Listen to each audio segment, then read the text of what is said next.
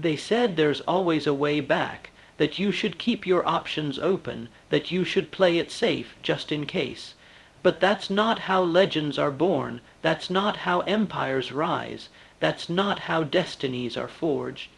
Because the man who keeps the escape hatch open has already decided that failure is acceptable, and the one who prepares for retreat has already let doubt whisper its poison in his ear, history doesn't remember the cautious.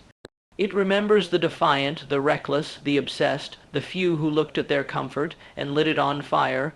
Cortez burned the ships not because he was mad, but because he was certain. He knew that greatness never lives in the shadow of retreat. He knew that men become warriors when there is no way back, only forward. This is not a motivational slogan. This is philosophy in motion. This is the ancient law of transformation. You cannot become the man you were meant to be while clinging to the comfort of who you've always been. You must declare war, not against others, but against the version of yourself that settles, against the thoughts that play small, against the voice that says, "But what if I fail?" Let that voice burn. Let that version of you collapse in the fire. Let the bridges to your past limitations turn to ash, because what lies ahead is not for the faint of heart. It is only for those willing to make the ultimate decision that retreat is no longer an option.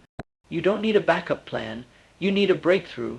You don't need more comfort. You need a cause, and once you find it, you will walk like a man possessed, not because the path is easy, but because you know there is no going back.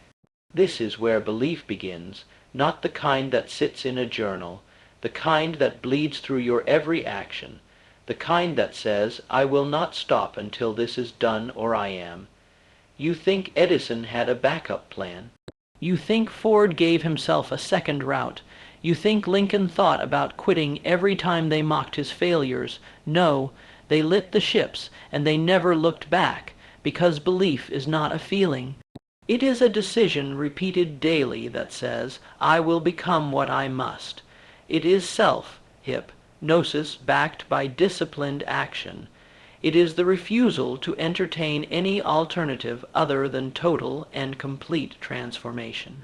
You think you're waiting on the right time, the right moment. Let me be very clear, that moment is not coming. No lightning strike will save you. No perfect day will arrive, because the fire you're waiting for must be lit from within. The ones who win, they manufacture belief. They build it brick by brick, thought by thought, hour by hour, until it becomes the steel armor around their soul. That is the new foundation. Because belief without discipline is fantasy, and discipline without belief is a prison. But when you put them together, when you move with relentless clarity and think with unshakable faith, you become unstoppable. Let them doubt you, let them laugh, let them say, "He's gone mad." You know something they don't. You've burned the ships, you've crossed the line, and men like you never return to average. Now it's about clarity. Not vague wishes, not New Year's resolutions that fade by February. I'm talking about purpose carved in stone, a reason so strong it makes your blood burn, a target you can see so vividly you'd bet your life it already exists. Because clarity is the great multiplier. When your mind knows exactly what it's after, every part of your being aligns, distractions fall away, doubt loses its grip, and your path, no matter how steep, becomes undeniable. You don't climb mountains by hoping. You ascend by fixing your eyes on the peak and locking your soul into the ascent. This is why the average never rise. They lack clarity. They chase too many things. They live in reaction, not intention. But the man of vision, he decides, and then he destroys everything that contradicts that decision. He doesn't dabble. He doesn't play it cool. He becomes possessed by the image of who he will become. And every thought that enters his mind must serve that vision or be thrown out like poison. You must guard that picture, because it's more than a fantasy, it is law. What you picture, you will pursue. And what you pursue, you will become. Walt Disney walked through orange groves and saw castles, Andrew Carnegie walked into poverty and saw industrial empires. They were not lucky, they were clear, and that clarity, combined with belief, is the beginning of purpose. Because purpose is not some mystical whisper. It's not a gift you find, it's a mission you decide. It is born the moment you say, "This is why I exist, and I will not waste it." Purpose is not passive. It is fire in the bones. It is the kind of force that turns ordinary men into monuments of history. The kind of obsession that builds legacies while others are still deciding what they want. And once you find it, you no longer need alarm clocks.